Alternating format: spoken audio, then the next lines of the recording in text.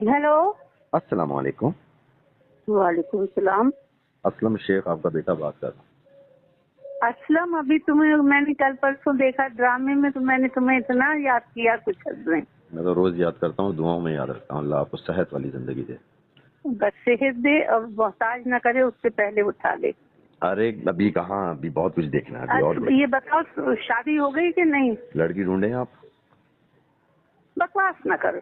यार माएँ ढूंढती हैं अपनी औलादों के लिए बेटियां। देखो लड़की आजकल तो लड़कियां ऐसी हैं जैसे कि एक को ढूंढो तो 10 हाथ में आ जाती हैं। देख आपा, तुम्हें लड़की नहीं मिलती? आपा मैं अदनान जिलानी नहीं हूँ। आपकी तरबियत, मेरी तरबियत आपने की है।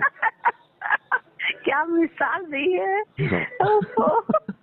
मैं, ये बताओ अम्मी कैसी हैं? अम्मी ठीक ठाक हैं, फर्स्ट क्लास माशाल्लाह। अब तो बस ड्यूटी है, अम्मी के साथ लगा रहता हूँ दिन रात उन्हीं के साथ, और रिकॉर्डिंग है तो शूट पे जाता हूँ, बाकी उन्हीं के साथ लगा रहता हूँ। बस अल्लाह ही तौफीक किसी किसी को देता है। बस मेरा काम यही होता है, बस दिन रात, दिन रात सुबह फजर की नमाज तक मैं उनके साथ होता हूँ।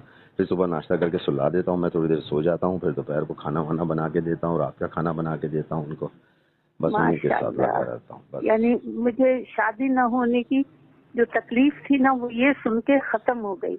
माँ की खिदमत, ओफो, हर बस चीज मिल जाएगी, माँ नहीं मिलेगी। मैंने कहा मैं टेंशन नहीं लेना चाहता कि मेरी बीवी बोले कि मेरी बहन की बच्ची की सालगिरह है, वहाँ जाना है, तो मैं कहूँ तुम अकेली चले जाओ, माँ को कहाँ छोड़ के जाऊँ मैं। और मैंने कहा वो आएगी तो बॉन्ड हो जाएगी, सीधी सी बात है। फिर एक मुफ्ती साहब मुझसे कहने लगे, मैंने उनको एक हाँ। ऐसा जवाब दिया कि जिसके ऊपर वो चुप हो गए, गर्दन नीचे की, और कहने लगे बेटा ठीक है तुम माँ की खिदमत करो। उनको जवाब ही ऐसा दिया। मैंने कहा मुझे एक ईमानदारी से बात बताएं मुफ्ती साहब, मैं जी। अपनी बीवी के साथ कमरे में हक के ज़ौजियत अदा कर रहा हूँ, ठीक है, हम्म। और उधर से मेरी माँ ने आवाज दी बेटा असलम, तो अगर मैं बीवी को छोड़ूं या माँ के पास जाऊं?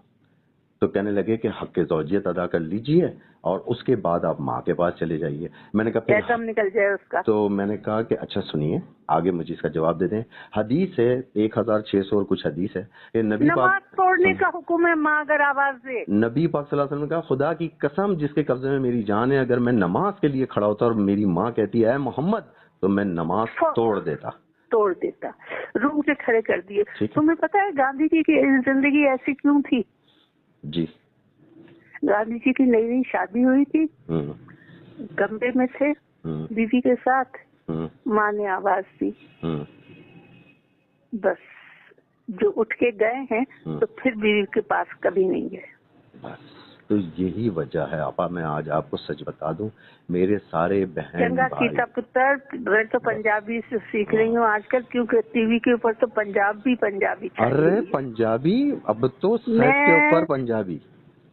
मैं तंग आ गई हूँ। मैं उर्दू बहुत तंग हूँ। नापैद हो गई है, नापैद हो और गई है उर्दू उर्दू। जो इसमें टीवी पे बोली जाती है, पहले एक अदीब रिजवी साहब होते थे, उसके बाद लोग आए जो हमारा तलफ्फुज सही करते थे जी हाँ। कि आप ढंग से बोलें उर्दू, गलत तलफ्फुज न चला जाए। जी जी। आजकल तो इतना गलत है कि मेरा दिल करता है अखबार में लिखूं, मगर कोई फायदा ही नहीं है, कोई अखबार फायदा कोई नहीं, कोई पढ़ता ही फायदा नहीं। नहीं, कोई फायदा नहीं है। मैं, अच्छा, ऐसी जगह बैठे हो जहाँ कलम पेंसिल है, जी जी हुक्म करें। लिखो। जी बोले। E6 E6। 6, ये अपार्टमेंट का नंबर है। ठीक है। बिल्डिंग का नाम है अल नजीब प्लाजा, अल नजीब प्लाजा, गुलशन इकबाल ब्लॉक 7।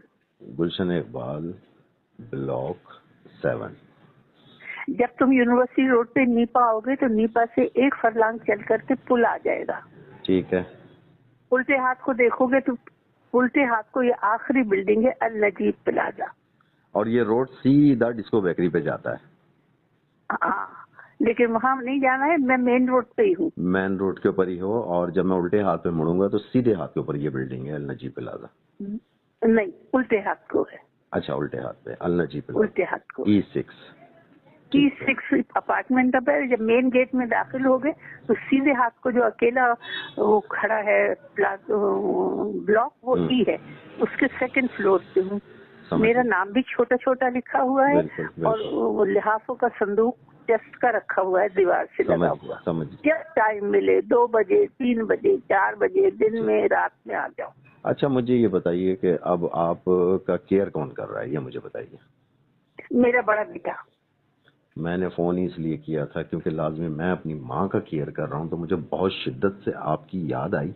मैंने कहा आपा से पूछूं, बेटी तो दुबई में है बीबी, तो एक मैंने बेटा सिंगापुर में है और एक बेटा सिंगापुर में है और हाँ, एक बेटा वो मुझे इस्लामाबाद में। 70,000 80,000 रुपए महीना भेज देता है, माशाल्लाह, जैसा उसका मौका हो। माशाल्लाह, 70 से कम नहीं भेजता, 80 से ज्यादा नहीं भेजता। ठीक है।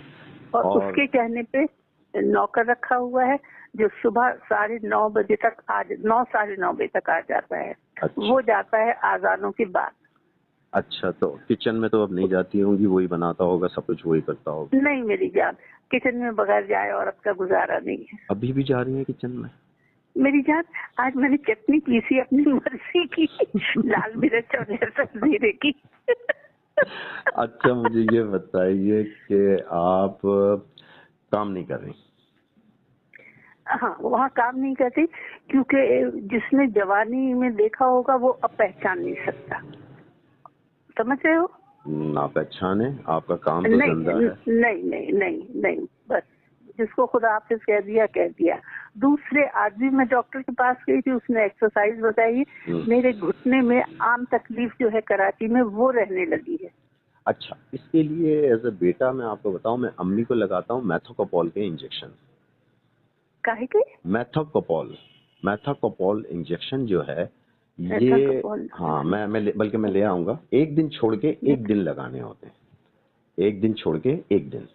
उससे ये होता है कि आपके सारे पट्टे इस एज में आने के बाद आफ्टर 60, आफ्टर हाँ 60 इन पट्टों की मजबूती के लिए, क्योंकि वो अब वॉकर पकड़ के चलती हैं, तो वो चल रही हैं वॉकर पकड़ के, और एज अच्छा, इनकी 85 क्रॉस कर गई है वो।